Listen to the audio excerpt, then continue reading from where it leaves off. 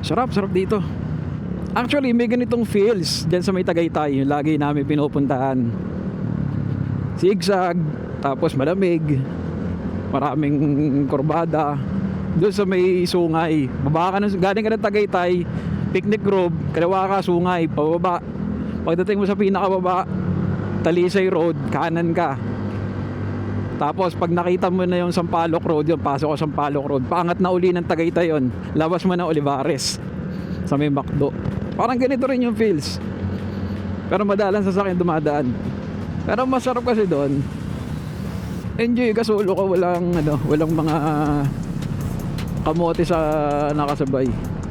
Kaya kapag naghahanap ako ng mga kurbadaan na ganito, akit lang kami doon, baba kami, lulupin namin yun. Tapos tambay na. Quick throttle therapy, ika nga.